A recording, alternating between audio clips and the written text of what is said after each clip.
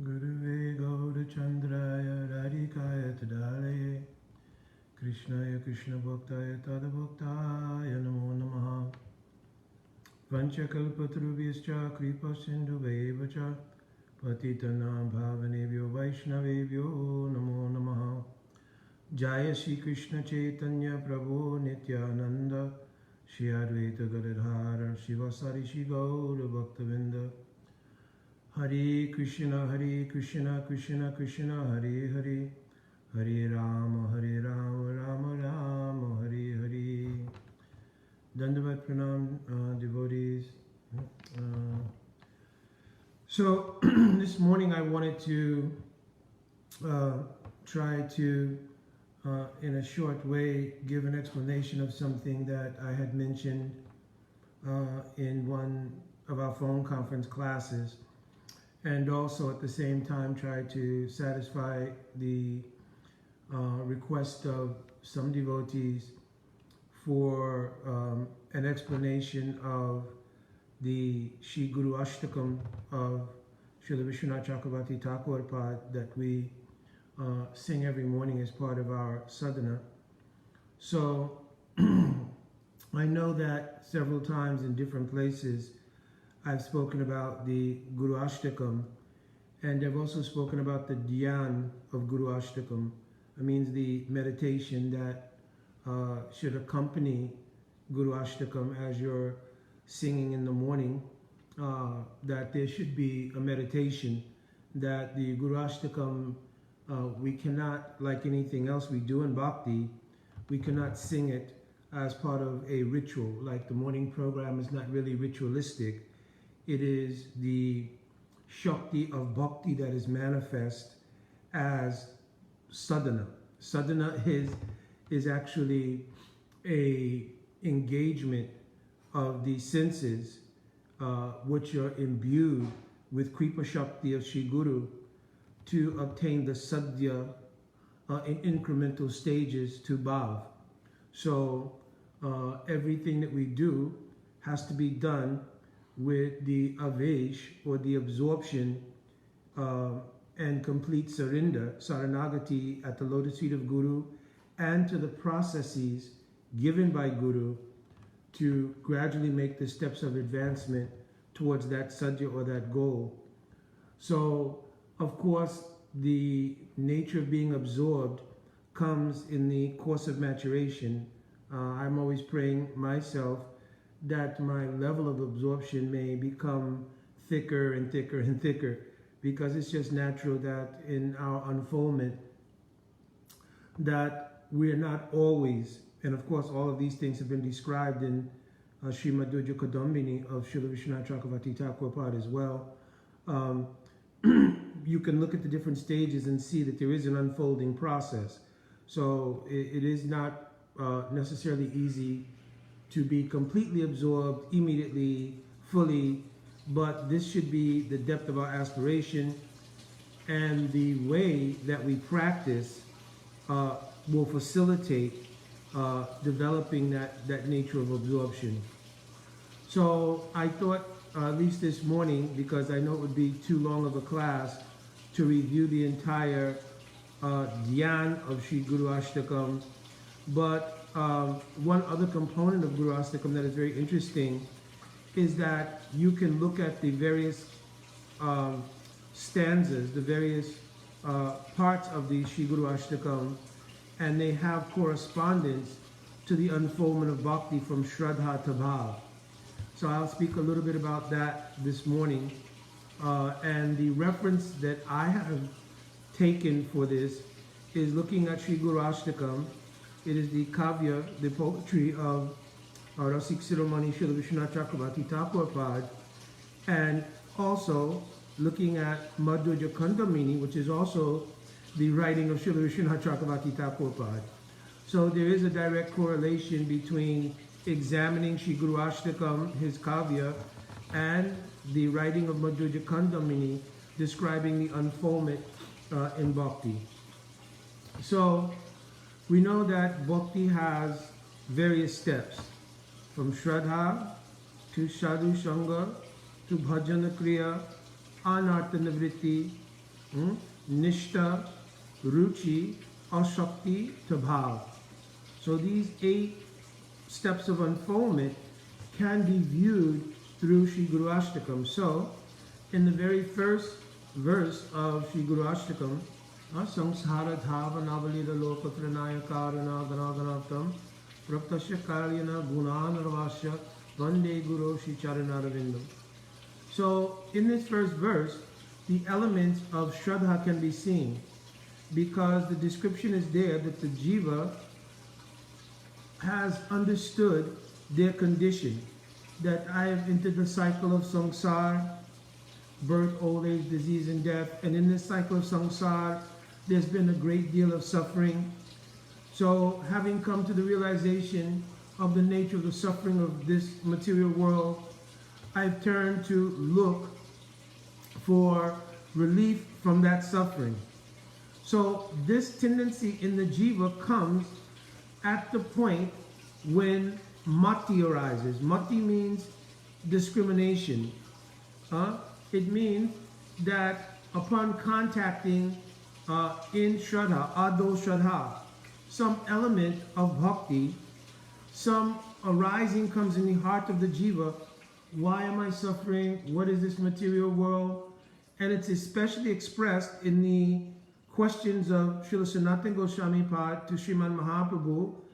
Keami, Kenamai, Jare Tapotrai. Who am I and why am I suffering? So this is called Mati. And that Mati is related to the Shakti, Kripa Shakti of a sadhu. Sava Songamena Ratnya Ankor Rupa Eva Mati.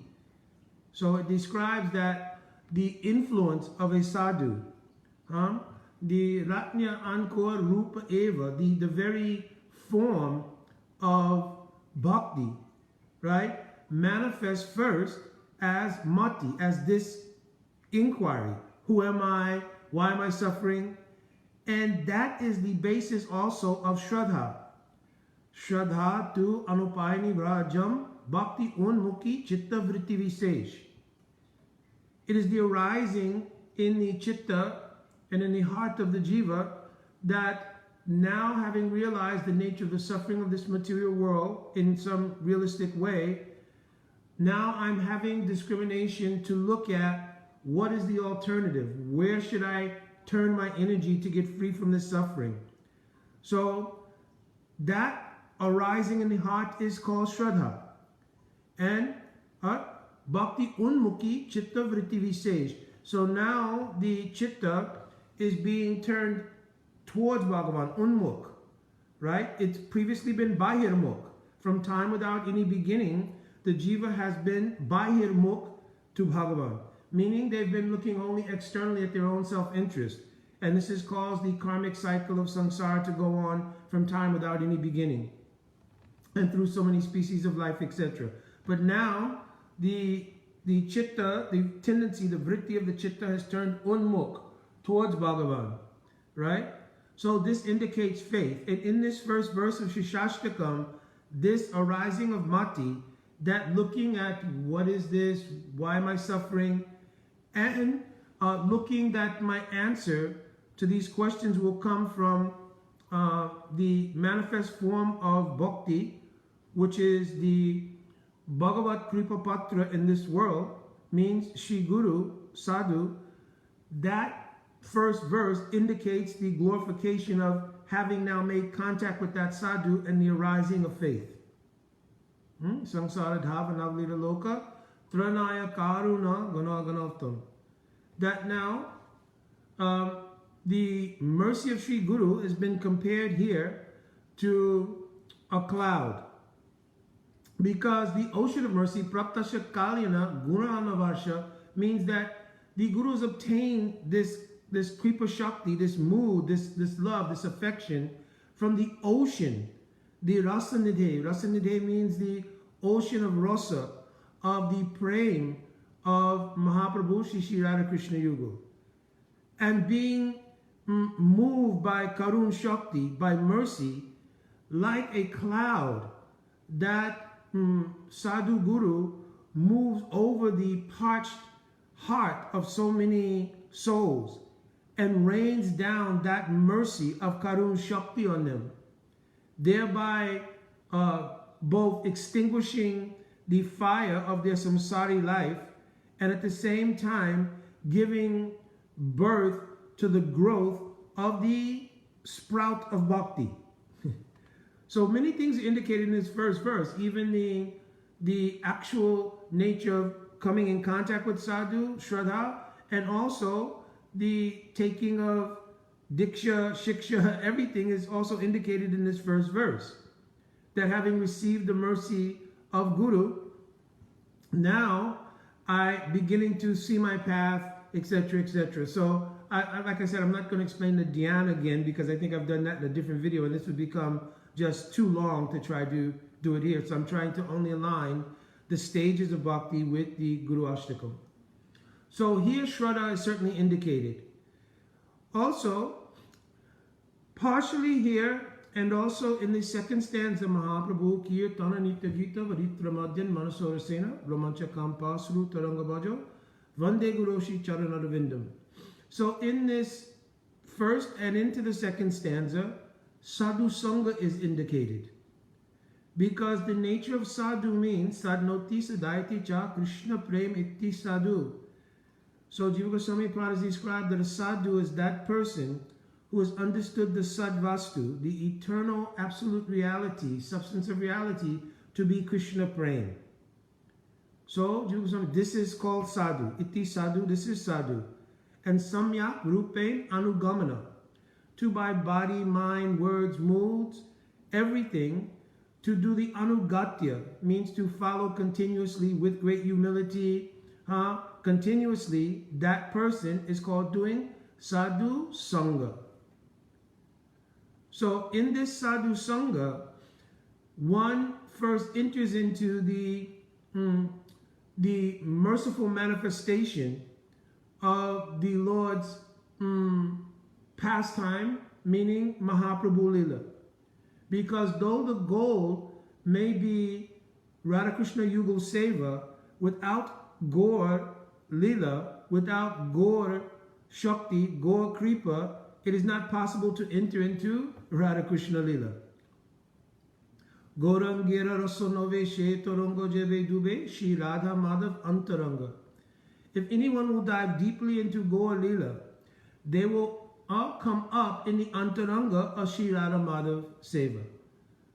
So the entrance into Gaur Lila is also described here. So Sadhu Sangha is here because it's by following the sadhu that we gain entrance into Gaur Lila. Who will understand what is the kirtan, what is the dancing, etc. of Mahaprabhu? Who will understand the moods and the Asta Sattvic Vikar like Romancha, Kampasura, etc. of Mahaprabhu unless they're under guidance of sadhu?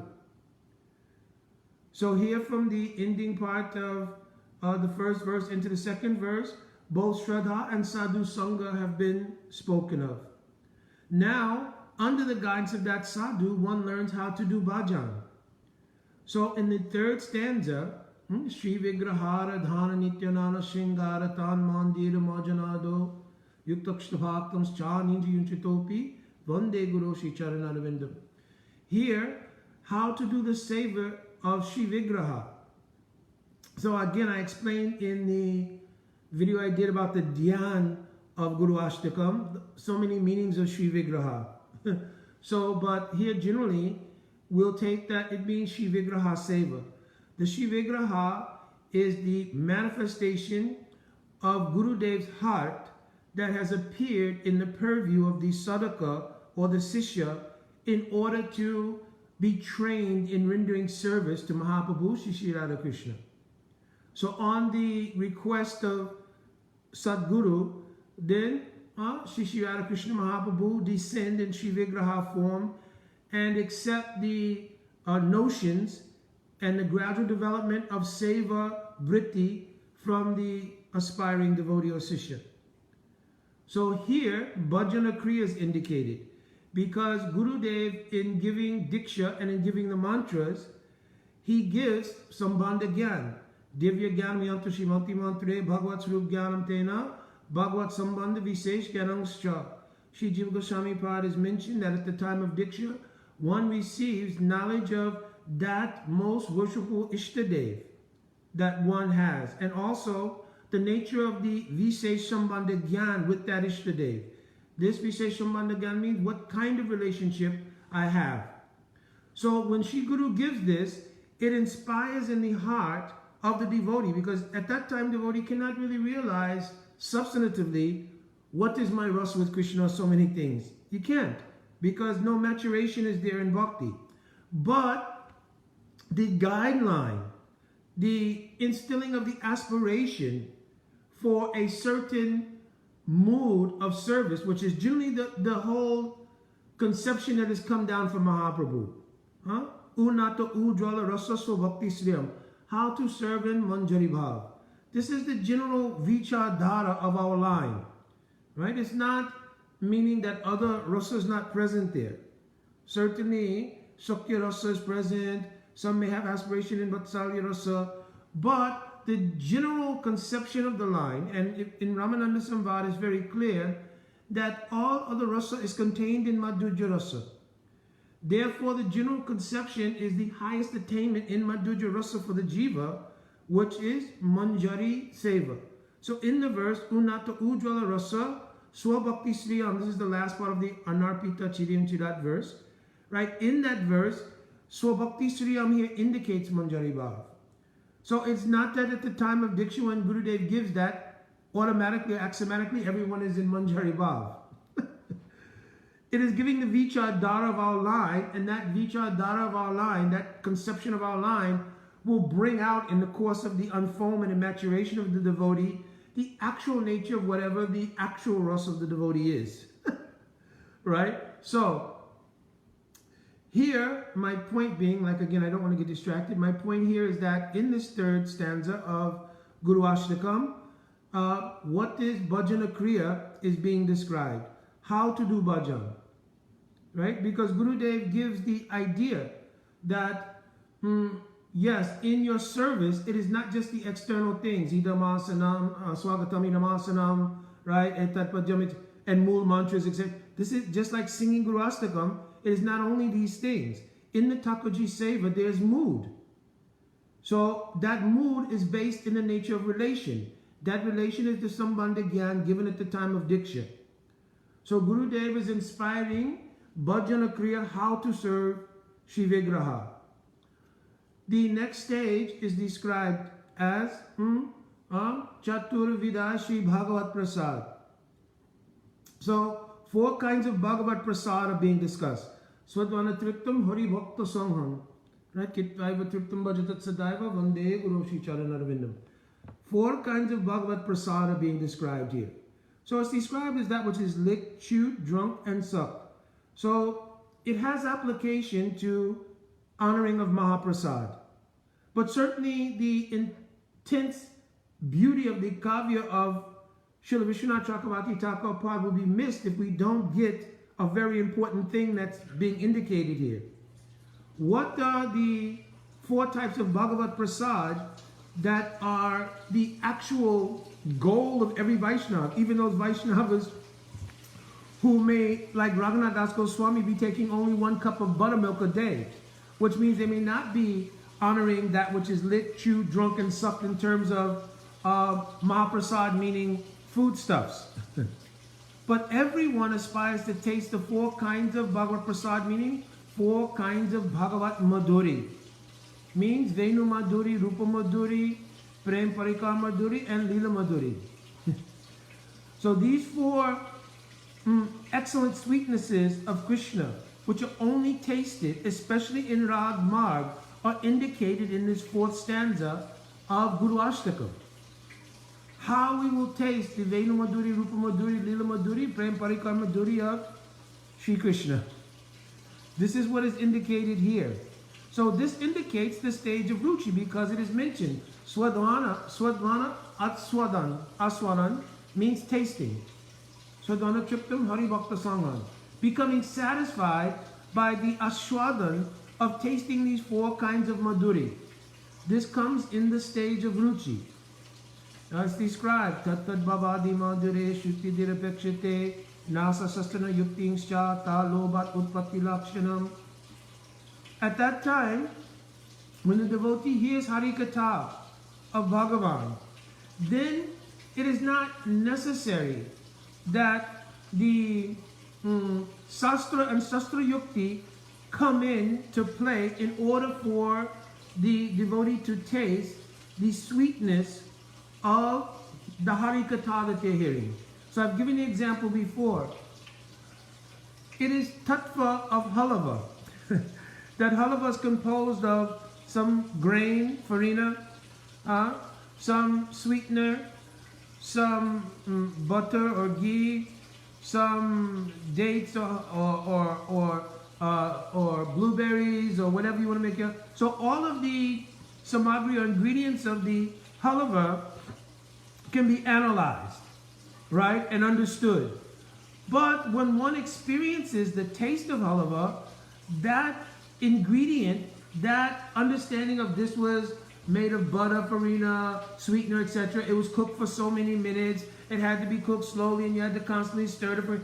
All of that doesn't come into play. But simply tasting the halava is its own experience. This is called ruchi. When tasting the nature of Harikatha and tasting first the nature of bhajan, because ruchi has two stages. The first stage of ruchi is ruchi in bhajan. Ruchi in bhajan means by the taste of Harinam, by the taste of Harikatha, which is the Sarup of Harinam, by the taste of the practices like a Mangalarti, your morning program, so many things, Vaishnav Seva, Takaji Seva, all of these things become very tasteful. So they're giving rise to a purification in the heart, because before you can get to the stage of ruchi, in between ruchi and bhajana kriya is anartanavritti. The reason I did not separately mention the stage of anartanavritti is because it is the prabhav of bhajan that removes anarthas. It is not a separate endeavor of the jiva. It is actually your indulgence in bhajan, your depth in bhajan that removes anarthas. So I heard an excellent example once from my Guru Bhai. He mentioned that like darkness, you cannot take darkness and put it out in bucketfuls, right? Darkness is only dissipated by the presence of light. So the illumination of the prabhav, the influence of bhajan, removes anarthas. So unsteady devotion, the six unsteady like Utsamayi, etc. Also 4 types of 4 anarthas, Asat, Trishna, Hridoy, Balyam, Aparad, and Brahm. All of this is removed by the influence of bhajan life. And then especially as you come into ruchi into nishta, right? Then even the influence of the 5 subtle things like loy, vikshev, apratipati, koshai, and rasaswad, they are also removed.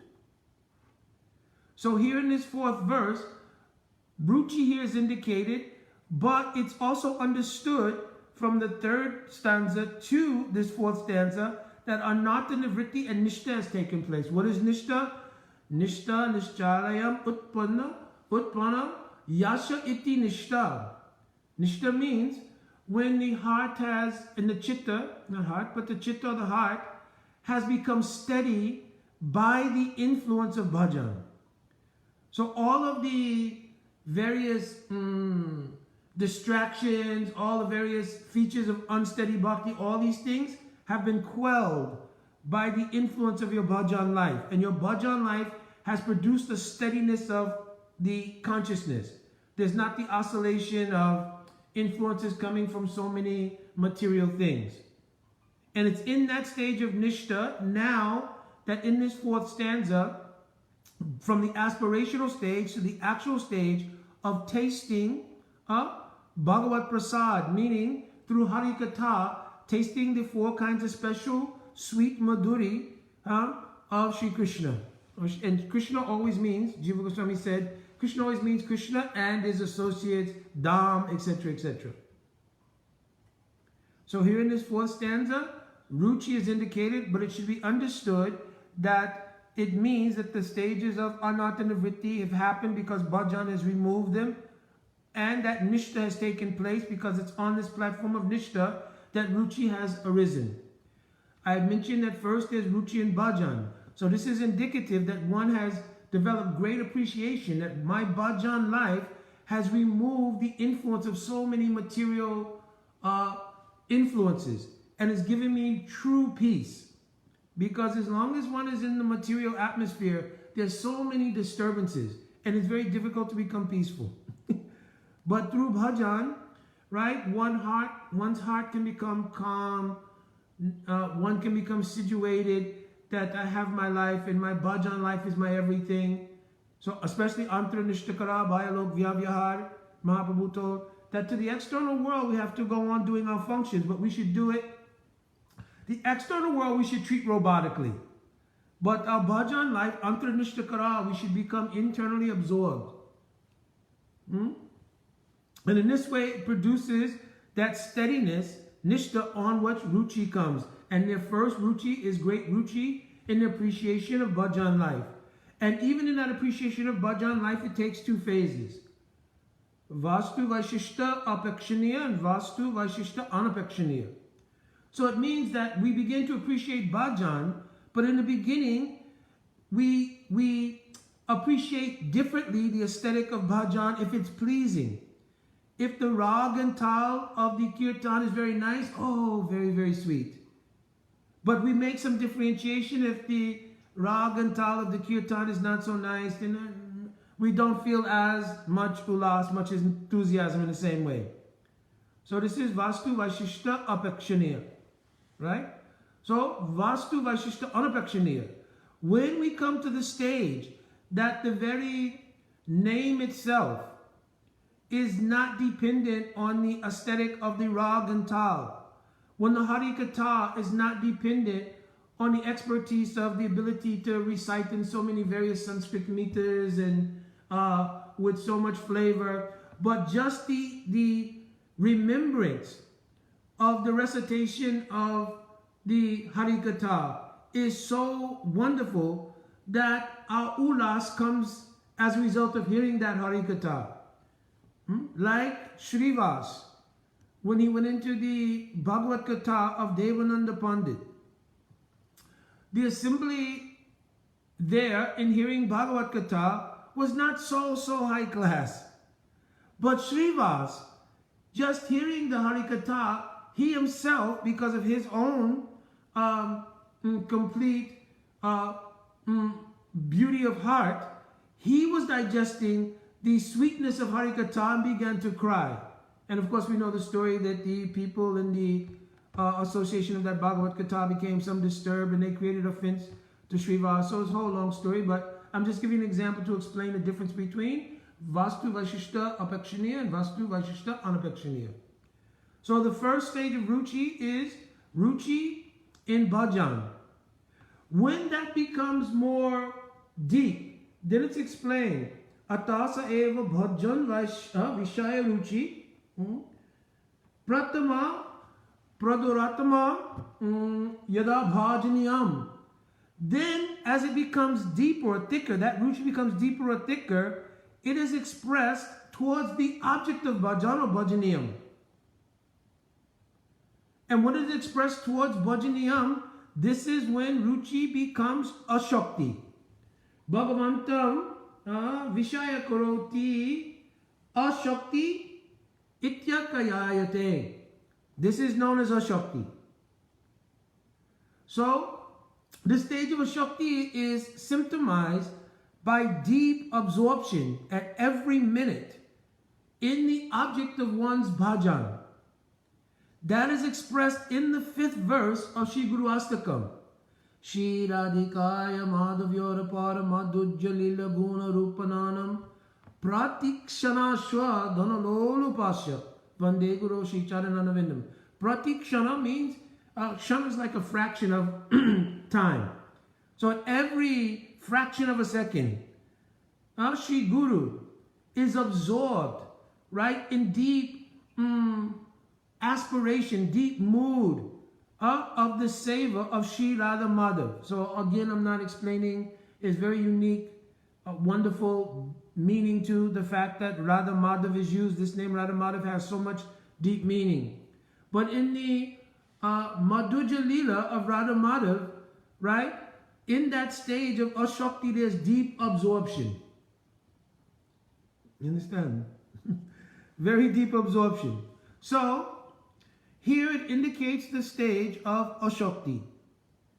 After Ashakti, when the creep of Bhagavan will descend, because the aspirant's highest stage of aspiration, when there's this complete minute-to-minute fraction of a period of time absorption, oh when, Kobe Habe, oh when, Kada Karishasiyamam, Kripa Katakshabhajanam, oh when will I receive the Kripa of the object of my worship?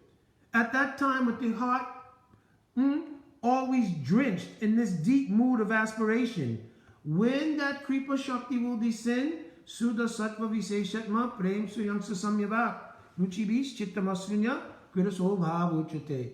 At that time, then a ray of Swarup Shakti will come. Prior to that, even in the stage of Ruchi, Tasya Tadrasa Sudakarakabasa Hridaya Svatakamani. When the heart became Nishta, it means it became crystal-like. And an Abbas of a particular associate was reflecting on the Chitta, and therefore a Seva Abhishta, a desire for a particular type of service, then became manifest in. And coveting that desire for that particular type of service, now in the stage of a Shakti, with the intensification of that particular mood of service towards the object of bhajan, now in the stage of Bhav, Suda Sattva Viseshatma, Swarup Shakti descends onto the Chitta of the Jiva, and at that time the revelation and the actualization of that Seva Abhista that they have manifest. It is indicated by the statement Nikunja Yuno Natikeli Siddhaya Jalibir Yutira Bhakshaniyai, that now I've seen the Swarup of my Gurudev. In seeing the Swarup of my Gurudev, it is indicative that the nature of my Swarup has become present, because I'm able to see the Nikunja Siddha Seva of my Sri Gurudev. So this indicates the stage of Bhav. So through these first 6 stanzas, right, Srila Vishwanath Chakravarti Thakur Pad has also gone through the unfoldment of the various stages of bhakti, from Ado Shraddha all the way in this 6th stanza to the Nikunja Siddha Seva of Sri Guru and their Siddha Roop, which has now become visible to the disciple. And I spoke in the Dhyan of Guru Ashtakam, one will meditate that at this stage, having seen the darshan and having received the descent of Swarup Shakti, it becomes so overwhelming that this is only, I'm speaking in Dhyan, I'm not speaking this is some actuality that happens to every single person. But one may consider that this sight is so overwhelming that murchit takes place. Murchit means fainting. So having fainted from seeing the beauty of the Nikunja Siddha Seva of my Gurudev, right? Because by then meditating on my Gurudev's Siddha Roop, because Gurudev has Seva Sarika Rupena Siddha Rupena Chatrahi, in his Siddha Roop I've seen his Nikunja Seva, meaning that my own Swarup is also present. Oh, I will faint. Right? In seeing this scene, and especially if this scene will disappear, because now the nature in Bhav Bhajan is always deep absorption in the mood of separation. Right? Because in this time to become absorbed is deeply in the mood of aspiration and separation from the object of my worship. And Swarup Shakti has appeared. It reveals my ability to see and have darshan of the object of my worship, and upon the disappearance of that, all separation mood increases. So, after that, Sakshararitmena Samashta Shastriya. Then in Sadak Roop, one again thinks, oh, all Sastra has proclaimed the glory of my Gurudev like this. And therefore, Jasya Prasada, Bhagat Prasada, Jasya Prasada, Nagati Kutopi. I know that I can't obtain the gati of this mood without the mercy of my Gurudev. So throughout the entire day, Atri Sandhyam, here doesn't mean only at the times that we perform on it, before sunrise, noon, and sunset. It doesn't only mean that. But all in between those periods, I will have absorption and I will have dhyan of the glory of the unfoldment I've seen from this very first prayer that we sing in the morning after your Stavang Stuti for waking up everything. The first prayer being sung is this Guru Ashtakam. And the dhyan which is embedded in this Guru Ashtakam should give my heart so much ulas that throughout the entire day I will become avesh, as I mentioned earlier, absorbed in thinking of the lotus feet of my Guru Pada Padma and also of the object of my bhajan, Mahaprabhu Shri Radha Krishna Yugu. And in that mood, I will start to carry out my various savas throughout the day, whatever they might be. So, Srila Vishwanath Chakravarti Thakur Pad, he then ends by giving the foul stuti. Srimad Guru Astakame Taruchai Brahma Muhurte Prarati Prayatnat.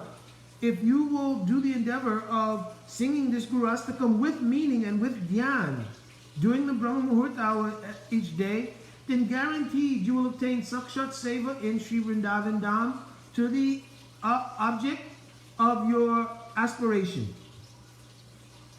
You understand? So, Srila Vishwanath Chakravarti Thakur is giving foul stuti here.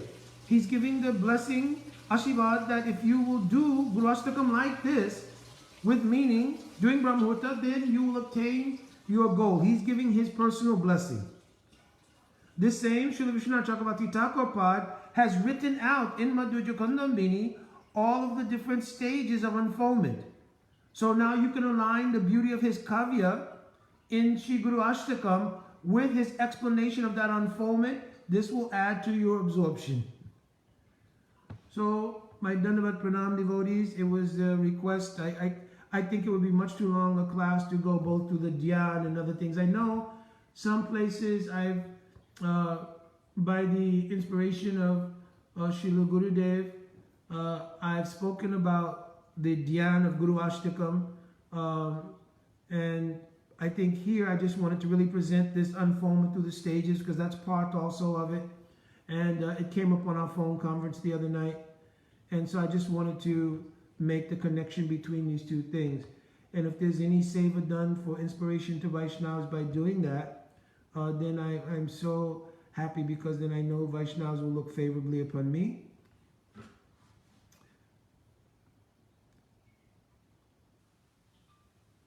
And maybe one day I'll have this mood. Okay, Dhanyavad, Vanchakalpatarubhyascha, Kripasindhavaivacha, Patitanam Pavanebhyo Vaishnavebhyo Namo Namaha. Jai Radhe Radhe.